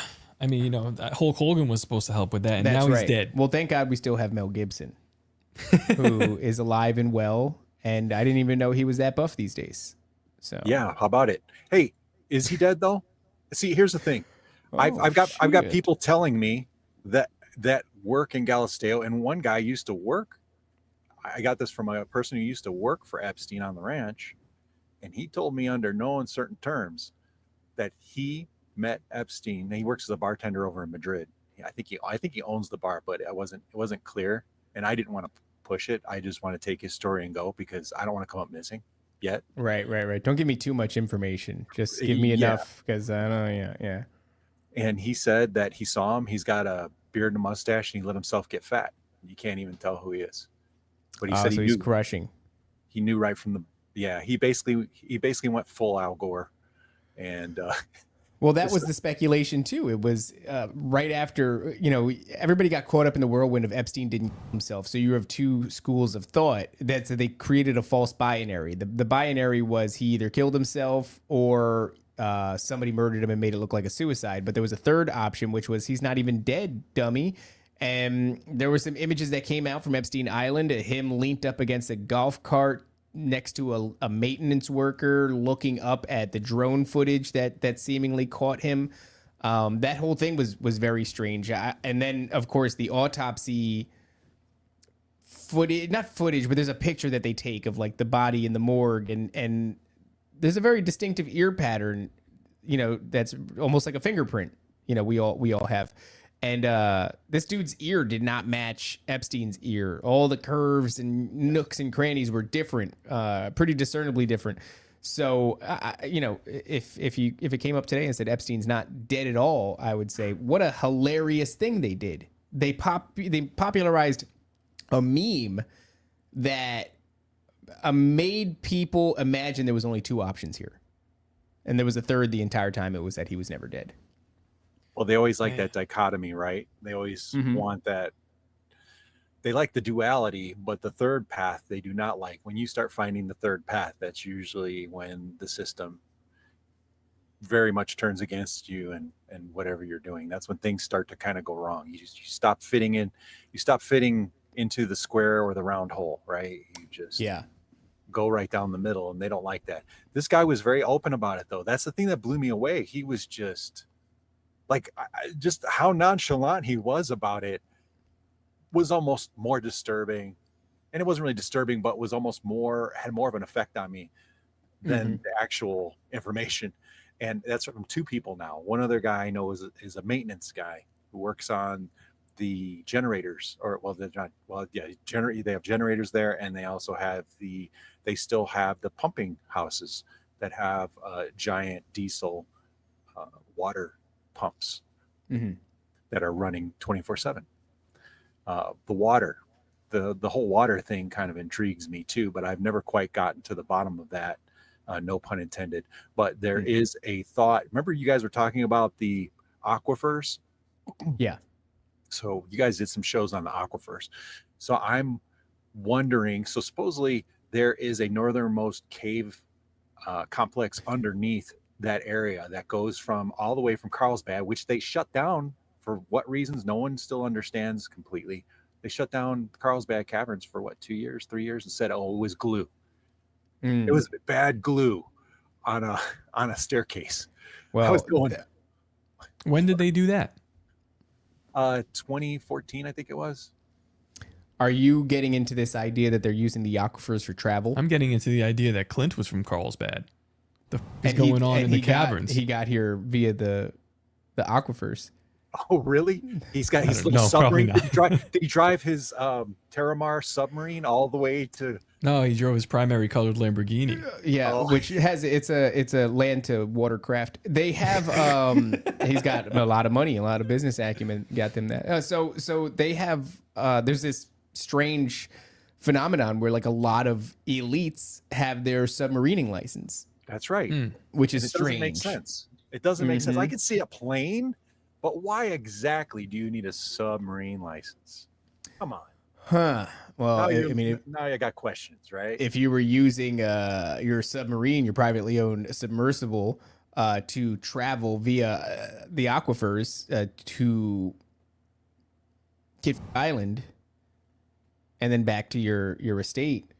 This story also it reminds me of like one of the first episodes we did, maybe episode 5 or something like that. We had on Justin from Cryptids of the Corn. I don't know if you remember that. Yeah. I love that episode. It was a good episode. So he stumbled upon he was doing like a water survey or like a creek survey or something like that, and he's like deep in the forest.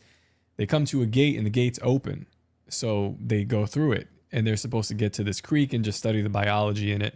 They get to it, and they're approached by dudes similar, not exactly dressed how you said, but he describes like a lot of gear. They're armed, and he said that they look like they had like Ghostbusters gear, like backpack, like that kind of thing. And they told him the same thing, like, you got to get the hell out of here. You don't have a Ghostbusters backpack. You are ill-equipped. Yeah, they're like, how did you get here? And he's like, well, he was supposed to be there. So I guess there's like miscommunication between government entities. Still government workers, yeah. Yeah, so he's like not exactly a government worker at this point. I think, he's working for a private company, but contracted by the government to look at these things and do studies and yada, yada. And this is clearly, he said what he noticed was, and it's something that keeps on triggering, it was something that triggered the memory that you brought up, was a pipe that I think he said it was like a foot in diameter. He said it's larger than it should have been, or larger than the things he's come across in the middle of this forest. So he's like, there's clearly like water being drained in or out from here. And he's like, I don't know what the hell that is. So they just step over it, and he starts investigating the creek that he's supposed to look at. And then they're approached by these dudes who he's like, I don't know what. It's just a black site, basically, that he ends up in. And they escort him out. And that's the end of the story. So, you know what we should do? We should do like the Area 51 meme thing that they did, where it's like, we're gonna go to the Garden of the Gods. We'll bring some chisels, like an air hammer, a bunch of air hammers. We'll have to bring some compression tanks, but we'll bring air hammers, and we will chisel away at the rock. And there's simply too many of us. They can't us all. They can't feed us all. Probably can. They probably can kill us all. Yeah. But it's, think about, Sharing once gas. again, you know what they hate? They hate paperwork. They hate labor. They're not going to want to clean up all those bodies. They're not going to want to have to run all that. So I think they're going to let us in. Well, so they escort you guys out, right? How does this story end? They just say, you need to follow us. Let's go. And so we start walking with them because they got guns, and I didn't know if they were cartel or what. It was, like I said, they didn't have any insignias or anything. So we just start walking, and I'm like, man, Are they walking behind you? We know okay, it's a good question. Interesting point. This was weird too. They are surrounding us with enough people. There's about 10 of them surrounding both of us with enough people that no one can see. They're literally shoulder to shoulder, and we're walking. Like So they're in front of you. Tight. They're creating like a circle, almost like a circle around us. Yeah, that's a good point, because I hadn't even thought of that yet. But yeah, they were around us, looking out, like as if something or somebody was coming for us. That would have freaked me out. Yeah, these dudes, yeah, like, because the formation would be, if I'm escorting you out, you're in front, I got my gun, like we're walking out like a hostage situation. We're being protected. That's crazy. You know, I to think that place popped up on the radar just because of, well, it's not just, I don't want to reduce it, but because of this phenomenon that's taking place in southern Indiana, this situation just gets stranger and stranger. You know, there's something going on, and everybody goes, the Appalachians are the oldest mountain range in North America. They're like haunted mountains. There's all this spooky crap that comes out about them all the time. And there's this cave system that runs through there, and all these visions and dreams of these entities take place underground. Like this little story, whatever this is, whatever's going on here, checks all the boxes: national forests, cryptid sightings, military presence, you know, dreams of entities, like deep underground military bases. And truthfully, just given the density of you know, and the size of the Appalachian Mountains, you'd never be able to figure out what I mean, you tell stories, Top, where you're like, I'm in New York City working on the subways. One tunnel leads to another, and all of a sudden you're at a subway station you've never seen, that's not on any map, that hasn't been used, is out of commission for, you know, however long. And you get these other stories of like, I found a deep underground city, some sort of abandoned city underground, like whatever is going on. You know what? I can probably get a track walker on here to tell these stories. Like, I know these guys, and the way that they learn it, there's not really there. I mean, there are maps, but they learn the schematics of the underground from another track walker. Like, that's a position that you get, and then you follow a guy, you help flag for him, and that's how you learn, and they kind of pass it on. And the weird thing about track walking too is like, you can pick the position. So the way it goes is like, whenever there's a pick, everyone shuffles their jobs. The track walkers generally always get that job. They stay in the job, even though they can be picked out by seniority. Nobody really wants it. That's something that like you get and you stay with. And these guys, that's what they do. So yeah, it's a weird knowledge that you wouldn't be able to understand where you're going unless you do this constantly. And it just seems like there would be obvious reasons to map that out, but they're not doing that. I don't know. I don't know. It's all handed down knowledge. None of it is recorded officially, correct? I think maybe they do have an official map, but I haven't seen an official map of like, but I've been in these places where I'm like, we're off the map, dog. And they'll tell you like, yeah, we're somewhere else right now. That's a good question. Hicktown Honey says, when you got out, did you ask any questions to these escorts? No. I wouldn't be surprised if the answer is no, given the severity of it. Did you ask him anything? No, I'm ex-military. You're almost inviting trouble at that point. When you're in a situation like that, if somebody is getting you out of somewhere, you just shut the hell up and you move. Yeah, it's about the best thing that they want you to just shut the hell up and move. And that's about your best chance of not having this go real south. And he told us not to talk. He did tell us not to talk. That was another thing. We were ordered, like, don't say anything. Just be quiet. Don't say Jesus. Don't say, especially not the name of Jesus. Well, he didn't say that. But now that you guys bring up that Jesus thing, now I'm going, was that what they were really worried about? Is that somebody may slip with something that's spiritual or something? And that triggers, some kind of SCP event or something like that, I don't know. But he said, do not talk, do not make a sound, go that direction. And I was That's like, strange. yeah, why is being quiet so important to them? Here was the other thing. Why were they so quiet? Because even when I was walking right next to them, for some reason, they just seemed abnormally quiet. It could be. I mean, you're in the desert. No, this is at Oh Garden no, of the that's right. Gods. No, you're not in the desert. Yeah, you're in the Garden of the Gods. Yeah, I don't know, man. It's lush, you know, and you would think you'd hear them like scuffling their feet or something, and I don't even remember hearing that. It was almost like, and this is gonna sound weird. I have worked on projects like this though, like sound cone type projects for dampening. One of them was for Honeywell for a jet engine that can go full afterburn and have almost no sound. Hopefully I don't come up missing for saying that, but whatever. I'm sure it's kind of common knowledge now because people have seen that. People have seen the jets flying that have no sound. Have you seen any footage of that? No, I've not seen that. I've heard of them, yeah. Yeah. Well, I haven't heard them because they have no sound, That's but right, yes, I've heard of. Or very low sound. They're very low sound. It's dampened. They have feedback piezoelectrics that are involved in the actual jet engine itself to basically do real-time cancellation of harmonics, because a lot of what you hear in a jet is harmonics, right? So anyway, Interesting. so the LRADs, have you heard of the LRADs?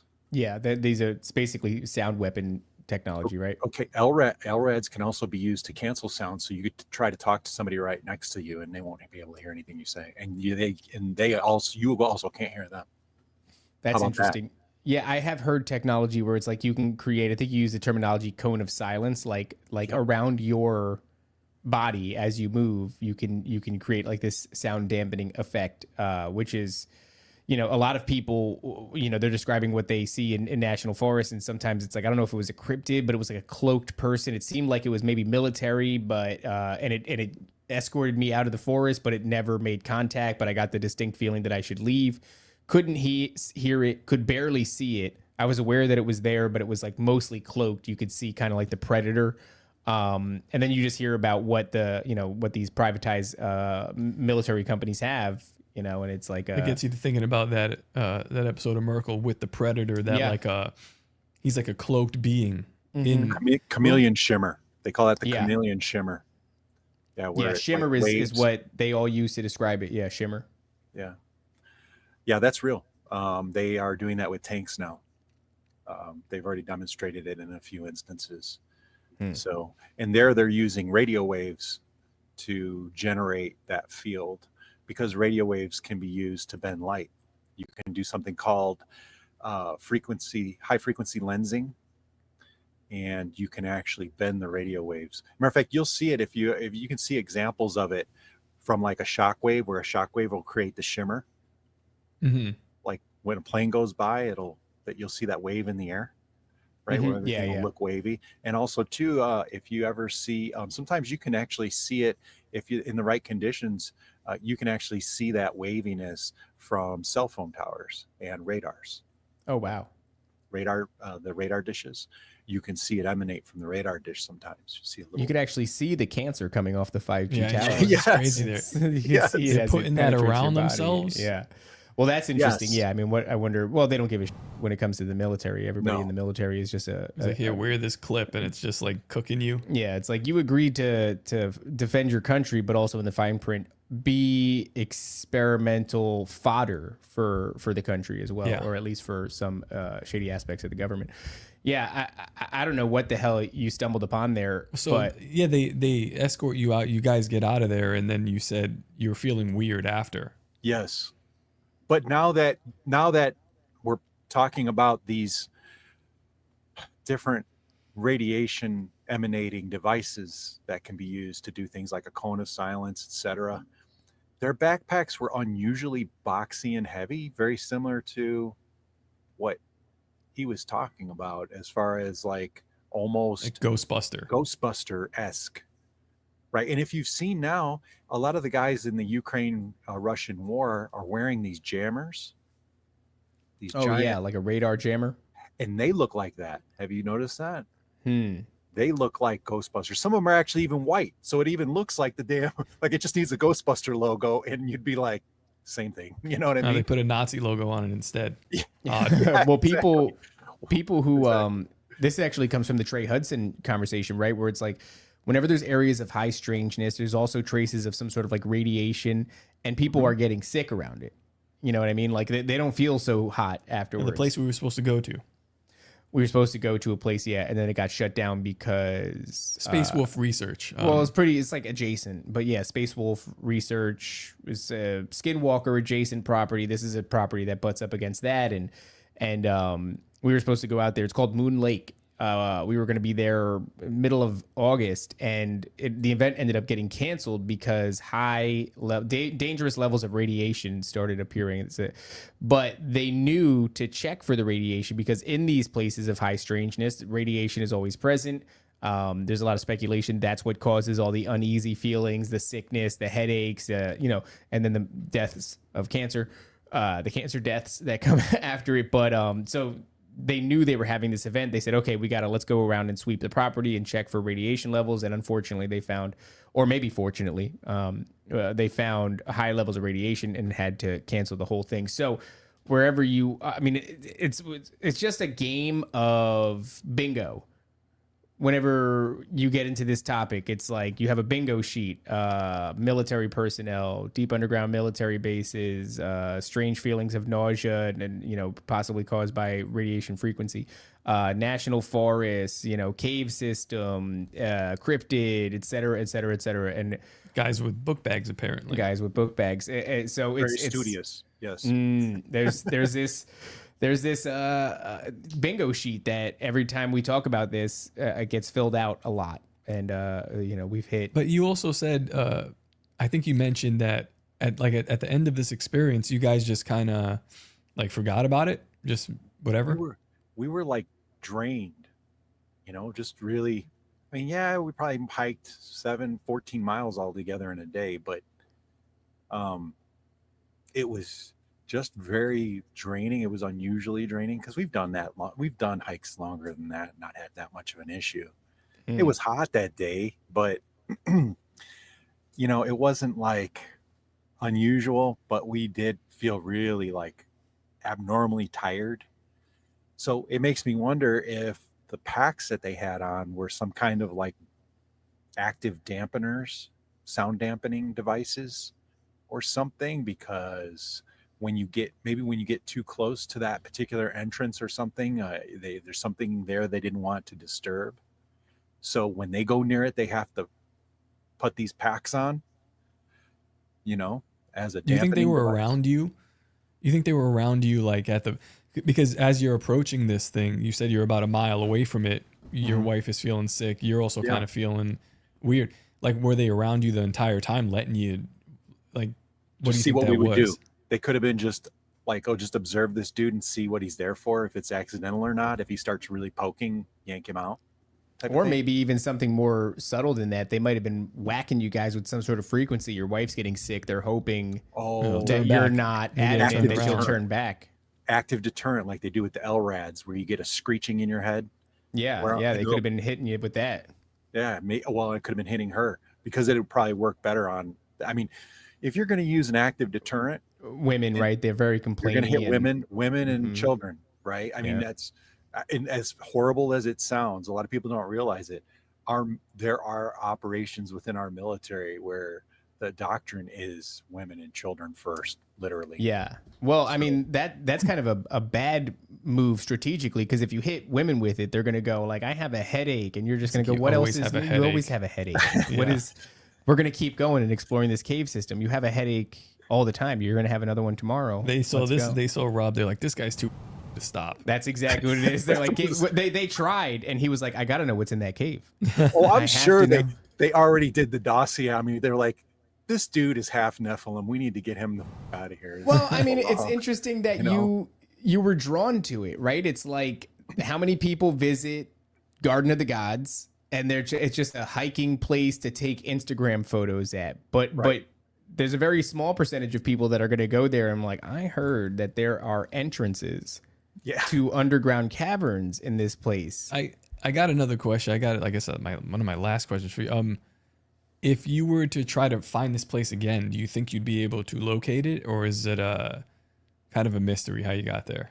I think I've already found it again, because when you guys Oh, brought it up and I dropped off of Twitter, I went and deep dived the hell out of it and called some of my contacts in Southern Illinois, and I started poking again.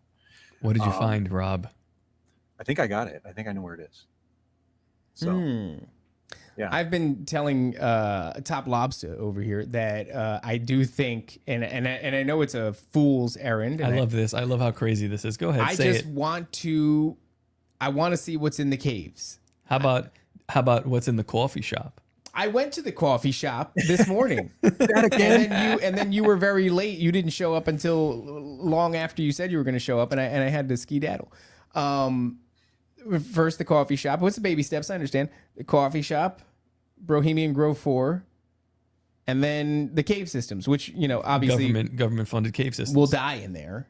Yeah. So we have to do Bohemian Grove 4 first, because it's important to give the people what they want, which is the people want. Do you think it's still as highly guarded? Because this is now, you're talking 25 years ago, right? Yeah. I don't know. But I did see a picture of it online. Somebody else had been there. And I swear, as best as I can remember, that was the entrance, and it has not changed at all. Still Somebody the big else rock found it. there. Yes. Yeah. Hmm. If you dig on the internet, I think it's still up there. I actually found it. Then I hit the person up through email. They didn't answer me. But I knew the last name from the email. I was able to track that back. And then I called one of my contacts who still lives in Southern Illinois and was like, hey, you know this? Because down there, it's like hollers. It's very similar, like West Virginia. So there are like enclaves out in that area that are just like a little housing area with a bunch of, like, out in the middle of nowhere, out in the mountains in that area, that are just a bunch of trailers, you know, a bunch of people who like have little houses or in trailers out there, and they're dead ends, you know? So he knew somebody that knew somebody, and it's exciting. Don't quote me on it just yet, because things happen in my life, obviously. And that's why I kind of dropped off of Twitter, because I sometimes think Twitter throws spells. Did you ever? Yeah. Yep. Okay. Yeah, they spell them out in the comment section all the time. It's N-I-G. No. But I agree. They say that too. It's why I've stepped away from it a little bit. Because at a point, like, I'm casting spells. I'm aware of it. I'm aware of like how I'm crafting a word. I spoken with David about it. Like, every single word in a tweet, if it's done correctly, can, I don't know, you could reach 20 people, or you could reach 7 million people, 6 million, some would say. So yeah, it's definitely spell crafting, but it goes both ways. Yes. Yeah. We're just as susceptible when we open up to it. So I get a little, I guess, superstitious, but maybe not, because they do have something called neuro-linguistic programming. And I really think, you know, that's what AI is going to end up being and doing in the end. But it's not quite there yet, because it doesn't understand us well enough yet, or it doesn't have its programming set up well enough. So I dropped off, and in that time, I just want to see what would happen, right? If there's any experiences or if the way I experienced the world would change without it, and I needed to kind of reground myself away from it. So in that light, I have a friend of mine who is actually buying a fleet of tour buses. And so we're poking at the idea that maybe we do two things. Maybe he's already starting to do this, where he's doing EDM events and taking people to EDM events. And these tour buses, some of them can sleep like 5, 12, whatever. And so we're thinking about doing that, but then also in between from each event, going and stopping off at places like Garden of the Gods, Chaco Canyon, like at significantly paranormal areas, and just doing tours, right? And the only reason we can afford these buses is because now that all the illegals are gone, the buses don't have nothing to do. So, There you go. They're decommissioned. Now we're gonna gear them Yes. towards areas of high strangeness. I'm sure you're gonna lose a few people. Like, I you know, We're looking for different aliens now. I hope Yeah. not, but it would be. But anyways, it'd be interesting to, I thought, well, let's go with this concept. Let's see where it goes. So I think I'm going to invest a little bit of cash in his endeavor, and also too, he needs somebody who can fix diesels and knows how to work on generators, and that's me. So I was like, well, I can help you get some of these up and running, I guess, at some point, or if you have a problem. I've already been advising him on the maintenance on the bus on the tour bus that he's bought so far, but it looks like he's going to probably end up having 3 or 4 in the next couple months. So it should be kind of exciting, I think producer Nancy has a great idea. She said NDS short bus. So I say that we do that. We'll buy a short bus and we'll load these retards onto the short bus and we'll go to places like Garden of the Gods and we'll go send them in first. They go in we'll first. see. I would like for Scott. Be as noisy as possible. Yeah, you guys go ahead, stay ahead of us, and yeah, we'll explore the cave systems. I don't know. I think something's happening, especially when it comes to all the strange dreams and visions that people are having. I don't know if this is going to end in some sort of climax. People do think that there's a program called Edan where they were once creating these chimeric creatures beneath the surface. The food supply chain broke down. And eventually, due to low resources, they've now just allowed these entities out of it sounds like bullshit to me, honestly, because you go like, hey, I know we've kept you prisoners here in this deep underground military base, but we don't have anything else to feed you. So I'm going to open up your cage now, and you could just leave. Don't you think you would just them? I don't know, but that's what people think. And now these creatures have come to the surface, and who knows? Maybe that's what these military personnel were trying to protect us from, and that's why you get so many nowadays. You get so many dogman sightings, things of that nature. Maybe that's what's happened. Maybe they have come up to feed. They've come up to the surface to feed. But I don't know. I'm glad they didn't feed on you, Rob. I am. I'm glad they didn't feed on you too. Yeah, Who else would be making these dragsters and that too, and alternative weapons, and I'm involved in all kind. I got probably 5 or 6 patents I'm juggling around right now for different things. So alternative weapons. If you're developing any frequency weapons, don't let us know, but let us know. But don't let us know. I'm sure you're not developing those. But if you are, I'm not that smart. I'm not that smart. Although I wish I was. We're fans of all kinds of weapons. Shout out to Tooth Hurdy. I don't know. Oh, Tooth Hurdy, is he's actually the Abyss Stares Back now on Instagram. Can you? I don't know if you could zoom in, but this is one of those little. Cool. I don't think you can call it a single knuckle duster. If you can't, then I apologize. But everybody, go find the Abyss Looks Back on Instagram. Very, very cool work. It's a solid piece of brass.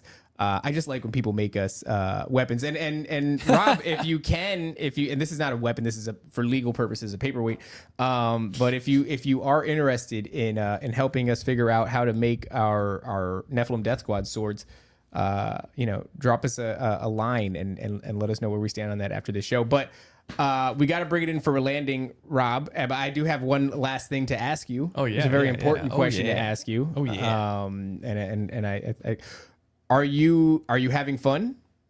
Yes, it's very exciting where I am right now, and being with you guys. That's also very helpful because I've been locked up by myself. I haven't talked to hardly anybody in 3 weeks.